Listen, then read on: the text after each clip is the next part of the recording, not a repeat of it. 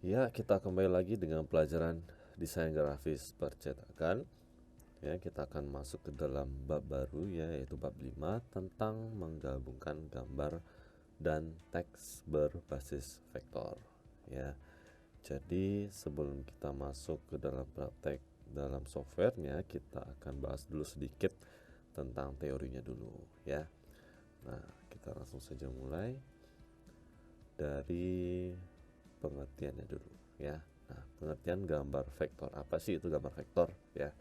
Jadi gambar vektor itu adalah gambar digital yang berbasis pertajaman perhitungan matematis ya. Nah, gambar vektor itu menggabungkan titik dan garis untuk menjadi sebuah objek ya.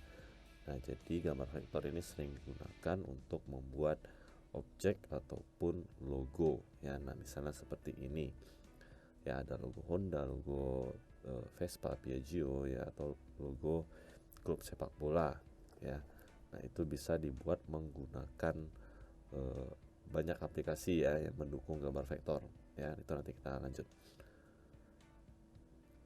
Nah, di sini aplikasi gambar vektor ya, itu mulai dari Corel Draw, kemudian ada Adobe Illustrator, kemudian ada Macromedia Freehand ya, kemudian ada namanya Inkscape ya. Ini semua aplikasinya bisa digunakan untuk menggambar berbasis vektor ya.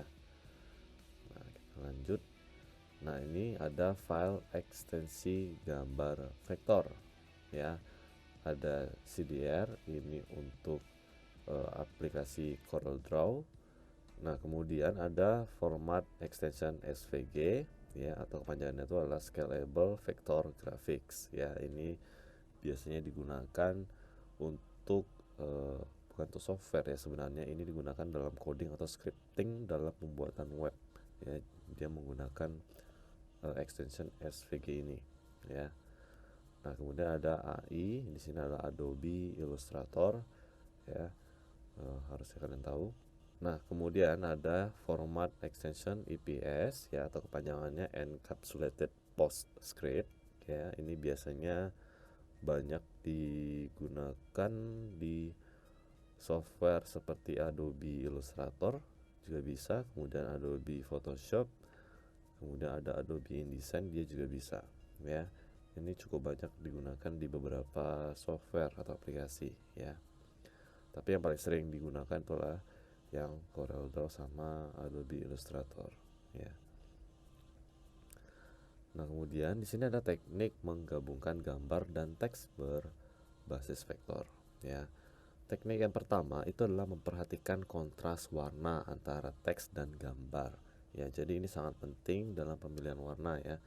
Jadi jangan nanti teksnya warna hitam kemudian gambarnya juga warna hitam atau gelap ya. Jadi nanti teksnya tidak akan kelihatan ya, karena warnanya itu sama. Jadi usahakan jika gambarnya itu berwarna gelap ya, usahakan juga teksnya itu berwarna terang ya, sehingga dia akan kelihatan dan jelas ya. Kemudian teknik yang kedua adalah memilih gambar yang menyediakan ruang teks ya. Jadi usahakan pilih gambar itu yang ada space-nya gitu ya, ada ruang ya. Jangan nanti full gambar semua terus nanti bingung atau nggak tahu mau letakin teksnya di mana ya, supaya dia tidak bertabrakan dengan gambarnya juga ya. Nah, kemudian teknik yang berikutnya di sini adalah memperhatikan banyaknya warna dalam gambar yang digunakan ya. Jadi nggak harus gambar itu monoton satu warna, tetapi juga bisa lebih dari satu atau dua warna. Nah, kemudian teknik berikutnya adalah memanfaatkan warna di sekitar background ya. Jadi ini nanti bisa mempengaruhi kalian punya eh, nilai estetis ya. Nah, nilai estetis atau estetika dalam desain kalian. Nah, kemudian teknik berikutnya adalah berusaha menarik minat pembaca dengan memilih kedua elemen yang tepat ya. Jadi dalam sebuah desain berbasis vektor itu gak perlu terlalu ramai ya desainnya, jadi cukup simpel saja sehingga ini akan bisa menarik minat si pembaca ya. Berikutnya di sini adalah menggabungkan gambar dan teks pada aplikasi CorelDRAW. Jadi di pertemuan untuk bab 5 ini kita akan nanti menggunakan aplikasi CorelDRAW ya. Kalau saya nanti menggunakan CorelDRAW X7 ya. Bagi kalian yang mau download silahkan cari di Google atau di Bagas juga ada. Kalau kalian nggak bisa download, kalian boleh minta langsung ke saya ininya, installernya ya.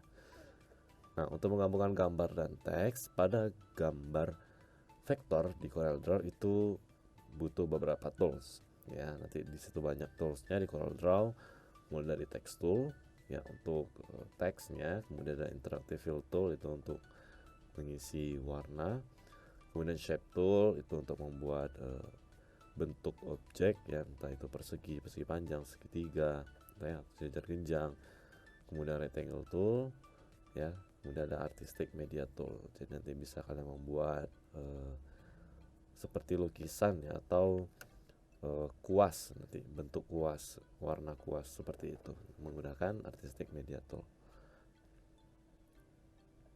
Nah, menggunakan CorelDRAW ya, karena mungkin kalian belum install, tapi saya akan jelaskan dulu dasar dalam CorelDRAW seperti apa ya. Di sini membuka aplikasi CorelDRAW, kemudian di sini ini juga menggunakan X7 ya.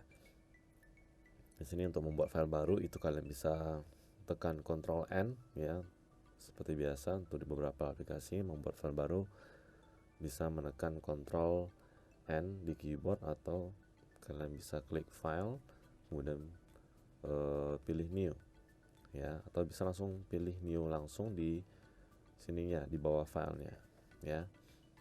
Banyak di sini caranya. Nah, nanti kalau sudah kalian pilih new file, kemudian nanti akan ada muncul di sini create a new document ya, ada dialog boxnya ya.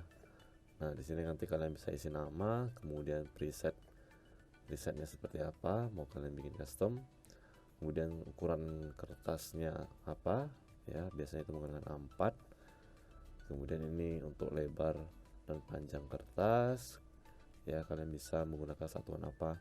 Kalau saya nanti bikinnya cm ya.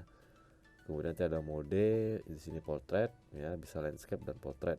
Jadi bisa langsung kalian klik. Kalau kalian nanti sudah misalnya di sini terlanjur bikin portrait, nanti di saat pengerjaannya bisa langsung kalian ubah juga di pilih tinggal landscape-nya ya, diaktifkan landscape-nya saja.